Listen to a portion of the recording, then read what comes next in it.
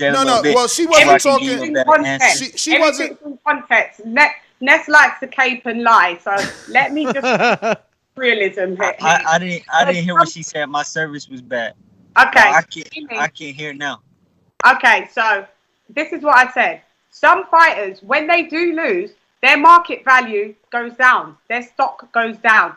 It's in context. Certain fighters go down drastically, and certain fighters still hold a bit of their stock. I can name a few fighters, but a lot of fighters, if they're not that high level and elite, and their biggest payday was, just say for instance, 750 bags, but because they've got a belt, someone beats them for that belt for 10 million.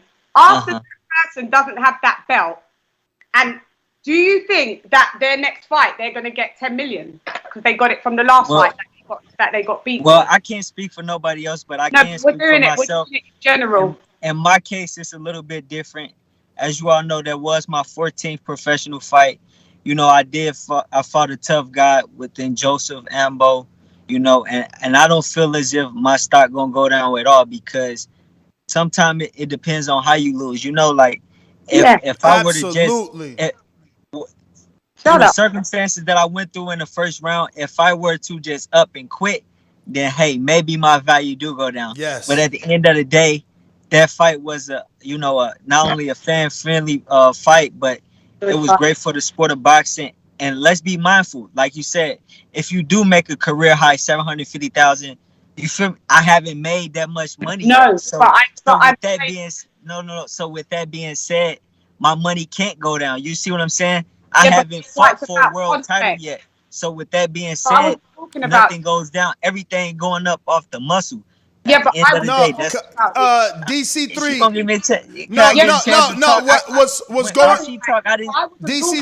DC3, what's going on is that you think she was talking about you. What happened is you jumped on the interview when we were talking about Keller Plant versus Canelo. No. Yeah, it wasn't about you, DC. It wasn't about you, right? That's why I said in certain fighters, it affects that. Not you. I watched you. You're sick. Don't worry about it. I wasn't talking about you. I was talking about Caleb Plant. Like, his highest payday, 750 grand, right? And now he's going to fight Canelo. So he's getting 10 million. If he loses that belt, is it the IBF belt? Is it the IBF belt? Yes. If he loses that IBF belt, do you believe that the next fight he takes on, he can now command 8 to 10 million? Definitely not, because even after that, the next opponent, it wouldn't be nobody like a Canelo. So, of course, you know what I'm saying, he can't get that type of money. Thank you, babes. I agree with you on that 110%. Brown. Give me a sound effect. Go, Chad. You want me to give you the sound? But I'm with you. I'm with you, DC3. I'm of the mindset. Yeah, that one, we need that one. That sound effect. I'm of the mindset that, you know, the way that you fought told a different story for me. You know, I agree with you. Because like you could have easily chose to, you know, just stop fighting after the first round. Like, fuck it, I got 3 knockdowns. It just ain't my night. We'll go back to the drawing board and we'll get but you kept trying to win. You refused to lose. So for me, you showed a certain level of heart, man, that that I love. I just love. You know, I was very afraid though because of all the blood and Earl going through the retina. I'm hoping that you spoke to your doctor and everything is good because it is your eye.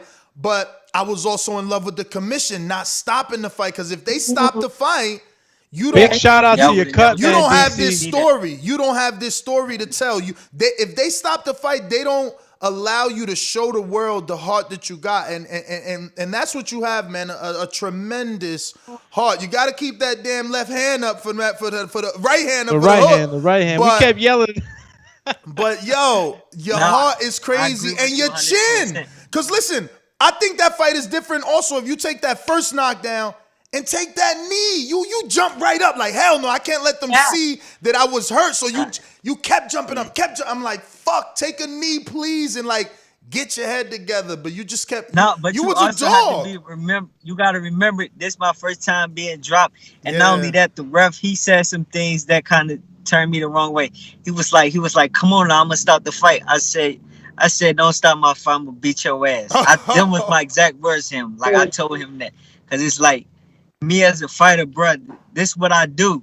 You feel me? So it's like, give me this. This is where I feel free at. Like, let me do what I do, and it's like, despite all that happening, I wouldn't trade it for, for nothing in the world. And at the end of the day, it made me who I am, and I'm not gonna run from it. In boxing, it's a humiliating sport, especially in front of the world. But to be honest, it just made me a stronger individual in it. And now I feel as if it's nothing that I can't, stand up to nor conquer. And I just feel that much more unstoppable right now. So I feel pretty bad for my next opponent. Listen, you was the a adversity. fighter. I just want to say real quick, guys, before you jump in, I got to congratulate you personally because I've seen fights at the highest levels. I've been present for these fights, and I don't think I've ever been as excited for a fight as I was for yours. I mean, just the whole script of your fight, it was movie material, Yeah, we said from the knockdowns to the cuts. I mean, me and the guys were yelling from the telecast, pick the right hand up. Oh, his eye is cut. At one point, we thought your other eye was cut, and I'm like, listen, this guy keeps getting up. Yeah, it was, but it was way smaller than the other one. This one was big, this one was small. So I had two cuts. Mind you, after the first round, I couldn't see out the number one eye. All these adversities that you faced in there, and I remember Ness turning around to me real slowly, and he just turns to me. He says, "They can't beat the fight out the dog." Yo, they can't. Yo, is that you refuse? Like people got mad at us. He couldn't take the fight out of you, bro. People got mad at us. This guy was tough. Nobody was expecting Joseph Ambrose to go in there and do what he was doing. No, he was surprised. He surprised all of us. I mean, I personally thought that he was coming in with his head a lot, and I think that some of those were headbutts. Maybe you could give me the insight on that, but I felt like he was coming in with his head. I mean, me personally, I knew that it wasn't gonna be just an easy fight. For me and my team, we don't just go for the easiest fight. We wanted a challenge. I feel as if that he brought the dog out of me. But, he did. I mean, sustaining some of those punches, like I said, was a little bit different. Me personally, I feel like he was on steroids because I know I'm I'm just different. So it's like, if you can get me down, then you something special for sure. Because I know who I am and I know what I'm capable of doing. Don't matter to the world or not. I know me. Like, I'm not taking no for an answer. That's really how I felt. No, that's what you showed. That's what you showed. You showed you wasn't going to take no for an answer. That's what. I'm sorry, Lady Shan. You next. I'm sorry. I just want to say this, that like, bruh, you just showed that, you was a boxer. You got your license. You have a trainer. But Saturday night, you showed you was a fighter. That's what you showed to me. You understand? A fighting man. And people are upset at us because they're like, oh, the telecast was a little biased. And it was. I know you. I don't know Ambos. Right. My man came out of nowhere and did his thing. And I get them. But obviously, I'm saying keep your hand up because I know you. I'm not being biased towards Ambo. I'm just looking at this fight like, fuck, Darren could win if he just outbox him. I spoke to your promoter. He says 9 times out of 10 you beat this guy. Yeah, I want the rematch, but do you believe 9 times out of 10, or you still think he's dangerous enough to still be a tough fight again? No, I know. Me coming in on top of my game, I'll beat that man 10 times out of 10.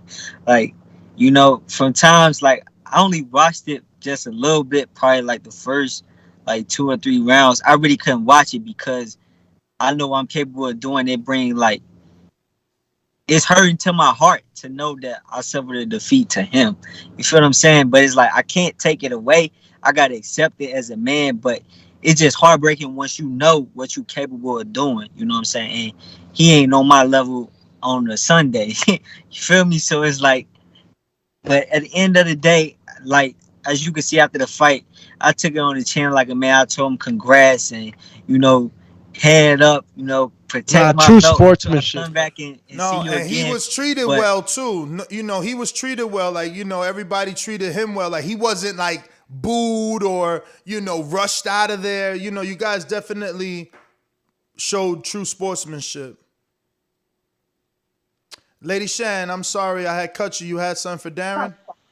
No, I just wanted to say that I was watching that fight. Like, you saw that I was watching most of the fights, and a couple of the fights got stopped in the first round due to like bleeding and stuff like that. So I thought that was going to happen to you. But that fight was so lit, right, that I literally missed the first 2 rounds of Kavaliauskas.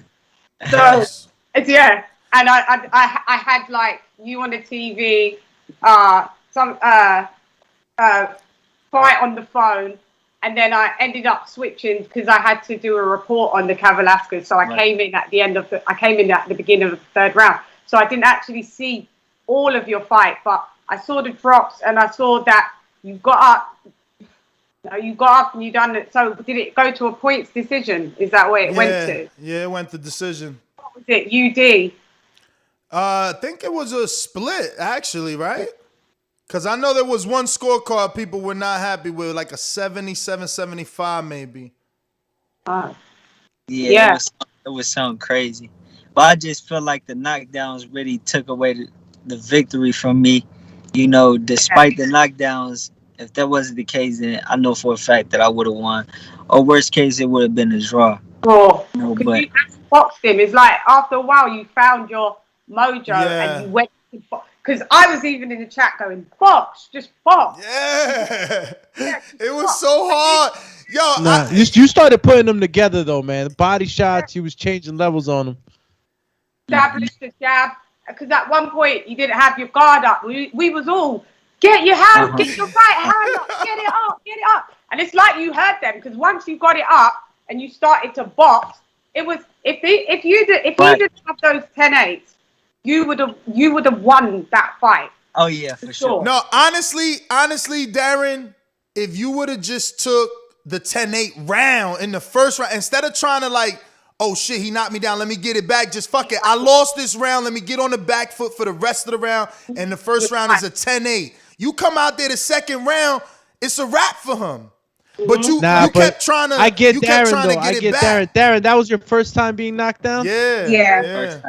Listen, I remember the first time I got knocked down, man. I popped up like Tigger. You know what I'm saying? It's a reaction, you know, and it's a warrior's reaction. You know what I'm saying? You just want to get up and let the other guy know that you ain't hurt me. I'm here to stay. But mind you, like I told you, he told me that, you know, it was like, come on now, I'm gonna start the fight. So that really was like, that rubbed me the wrong way, you know? Yeah. Listen, I gotta ask, man, and you know this is a boxing show. There's potential fighters that want to turn pro. You had beautiful people in the audience. Did that have anything to do with popping back up? Because listen, that's not. No. You laughing, but like that's my 3rd time in that venue, and I keep saying it. That's you guys, you guys. That was the best promotion I've been to in the Cosmopolitan. So I'm just wondering, there was a lot of pretty women in attendance. Does that make it harder to fight, or do you have to fight a certain way because it was a lot of women in there? I think it's just more so me. I don't remember too many people in the crowd, to be honest. I was more focused on the fight more than anything. So, you know, I can't really say that. They were throwing gang signs. Yo, it was lit. I said, like, it felt like a main event. Because you came out, it was like 2 main events, that fight. You guys really did your thing, man. So is the right route to go into the direct rematch? Because I know it was a vacant title. Is the dude even interested? Because as a vacant title, there's no rematch clause. Yeah, no, I asked him, and he said, he was like, too tough. He said too tough. Well, he told his guy, because he don't speak English really well. So I asked him, and then he was like, no, too tough. So, you know, we don't know, but at the end of the day, I'm going to get back focused and, you know, doing what I do best and get back in the ring soon, ASAP. You know, there's plenty more titles out there. I feel like I can't go to the grave without whooping him. So, you know, he definitely on my radar, and he going to stay on my radar until I get a chance to, you know, redeem myself. But other than that, if he don't want smoke with me, then, you know, I'm willing to fight anybody else. I got Yeah. a quick question. How you doing? This is Micah K. I like that you stand in a really good positive mindset even after that. What is some things, because we know boxing and sports in general is all about your mental strength. So what are some of the things where you feel like just to keep you mentally focused since that happened? What are some of the things that you do since that? I mean, I have a strong team and certain individuals around me that keep me level headed. I feel like my girl helped me these last couple of days of just pretty much staying focused and not really tripping off what happened and knowing that I can come back from whatever, no matter what. But I think mentally, it's a big role in what we do, because the average person, everybody wants, don't get me wrong, everybody wants to protect their zero, right? Mm-hmm. So, with that being said, when somebody suffered their first defeat, a lot of times they don't know how to handle it. But me, I never was afraid to, like, y'all could tell by how I fight. I'm not afraid of nothing. Like, I really come from the trenches. Like, you talking about a boxing match. I really be like, where I come from is way different. So that's not nothing that I'm afraid of, and I'm willing to, put my record on the line against anybody to be great. So with that being said, I'm gonna continue to stay level headed and focus on the task at hand, and knowing that one day I'm gonna still become world champion, no matter what my record is. Absolutely, man. Listen, you got guys like Orlando Salido, 13 losses, and ended up beating Lomachenko and being a two-time champion, Plenty of people with multiple losses that end up becoming a champion. Tevin Farmer had 4 before he became a champion, you Gabe Hmm. know. Rosado. Gabe Rosado, well, he's not a champion, but he'll be in a championship It caliber was fight great with win. Munguia pretty soon. But a loss is just a lesson, man. And again, for me, I watched Victor Ortiz fight. I seen what happened. He quit, Hmm. and there's no knock on that, but you didn't. So No, I would. that's what you have to remember, And, that's what makes you special, because not everybody could say they a boxer, but that's what made you a fighter, is not wanting to give up. Anybody could have gave up after that first round, and I after feel that like all the blood. adversity that I faced within the first round with being knocked down, with the cut, not being able to see, I feel like the average person would have quit. But once I Absolutely. sat down the first time in the corner, I just told myself, I said, I'm not going. Like, meaning, I'm not going out. Like, he Yeah. gotta kill me tonight. Like, that's really, Bro, the that's how you mindset that I fought. had. That's how you fought too, man. That's how, I mean, he definitely seemed like he got some pop though. I mean, Mm. and don't He get can. me wrong, because you, again, if you had that experience, you would have took that 10-8 or held him, and maybe you would have even been able to take his next shots better. But because you kept popping up, you just kept taking that one shot and going down, but getting back up. I'm like, damn, this kid's chin is crazy. I didn't think you was gonna make it out that first round, bro. I was super nervous with that blood. I thought, and we've been in that commission now 5-6 times. I thought Georgia was going. You got lucky too. We mentioned it on the telecast. They usually got this ref with the. I know you know him because you fought there before with the ponytail. Man, Yeah. if that dude would have been your ref, I don't know what would have happened. You got lucky there was a brand new ref, because that old dude is too old, man. So that commission, they definitely blessed you and allowed you to fight and show that you are a fighter for sure, man. I was excited. It was a great, great fight. It's crazy, man. It was a great fight. Yeah. But we definitely got some questions here, right, from the people. Any of my co-hosts have anything else before I go to the people?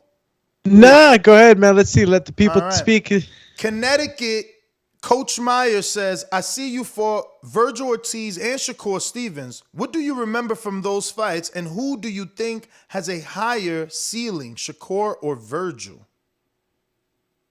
I feel like, I think Shakur, I mean, he has one of the best boxing IQs that I've been in the ring with. So I feel like he's ceiling higher.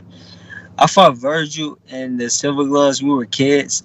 To be honest, I didn't agree with that decision. I really felt, I'll be honest with you, I felt that I won, but he was with region. I believe uh, the Texas region, I don't remember whether it's 6 or 8.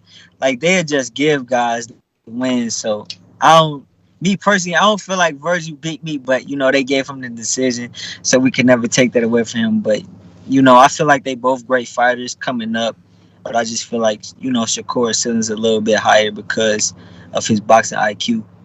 So, speaking of Virgil, I found it also, and again, people gonna call me biased or think I'm trying to like fluff your ego, but I found it super impressive that the live stream got anywhere between 900 to 1,200 live people during a Virgil Ortiz. It was so much boxing this weekend that passed. You know that, right? Casemiro was fighting Rigondeaux. Casemiro's. Casemiro was fighting Rigondeaux. Virgil was fighting Kavalaskis. It was like 3 other big time promotions on televisions, and you still got like 20,000 views on that, man. That was impressive. Did you even pay attention to that? Did you notice, or you haven't heard that information? I didn't pay attention to that, but I was getting a lot of messages in DM, and people was telling me that they were tuned in, and there was an X amount of numbers on the views. So they kept me updated. But at the end of the day, I know I'm excited, and I know I'm keep the people gonna keep their eyes on me no matter what.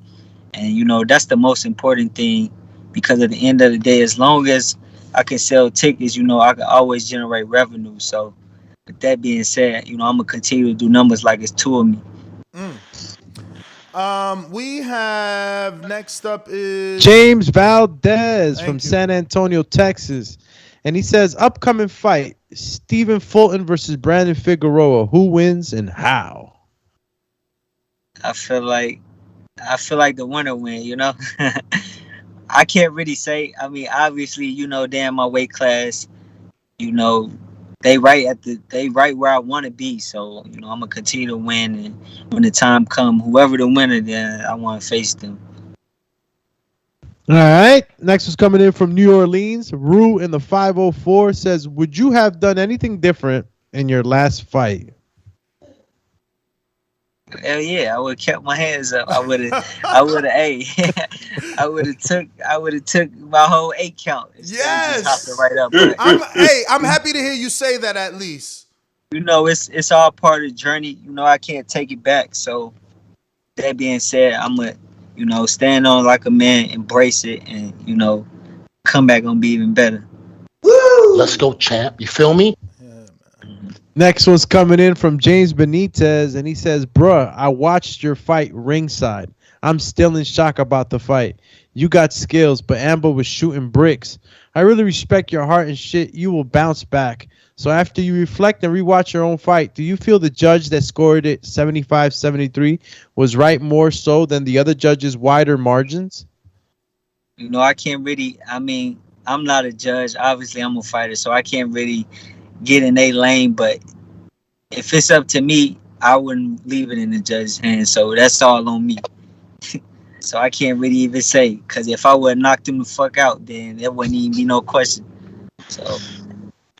All right, and I believe Ness, that was the last Patreon question. Yeah, we got 2 more, but this come in. You just mentioned that the person to help you feel as good as you're feeling is your significant other. So this next question, we'll just say Brandon was asking, making sure that people made sure you was okay, which you already said that. So thank you to Brandon in Cincinnati. We got another one from Young Tigre that says, thoughts on Caleb Plant's resume and who was his toughest opponent? People love other people's resume, I swear. Who do you think is Caleb Plant's toughest opponent on his resume, Darren? I would say it was Tatagi, the champ he had to face for that belt. Yeah, I agree. Yeah. Well, Darren, man, those are all the questions. I want to thank you, obviously, for coming on, because I also want to say this again. They're going to think I'm fluffing you and your ego, stroking you, but I'm not. I've just been doing this for so long. People lose and go into hiding. People lose and their personalities change. You lost and you're back here and you got this big smile and, you didn't say it's too soon. You didn't say nothing. You were ready to get in here. So, I just respect you so much for the way that you fought. And I appreciate you for having me, and I wear my War Room was proud. Yeah, man. That's right. Nah, you showed a mental fortitude that I believe is gonna take you far into your career, man. You'll reach those heights with that mentality. That is a warrior's mentality, brother. Yeah. It was amazing to watch. It was. It was. Don't take the loss as a loss. Take it as a lesson. And move along.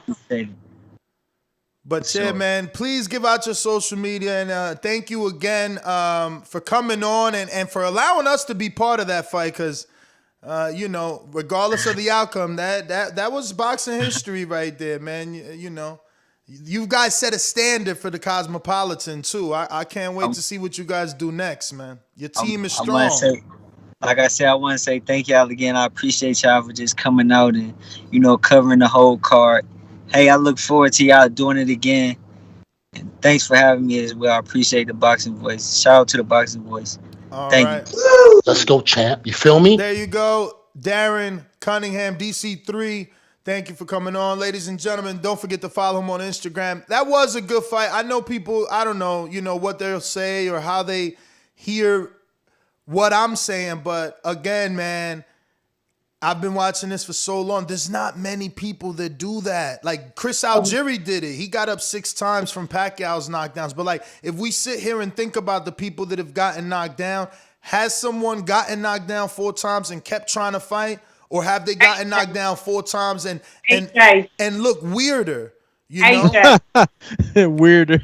AJ Ruiz. Yeah, but remember, that's what I'm trying to say. AJ Ruiz, but AJ started to fight in a different manner after that. Like, some of the fight was taken out of him, whereas this fight, you couldn't, like, he refused to let you take the fight out of him, you know?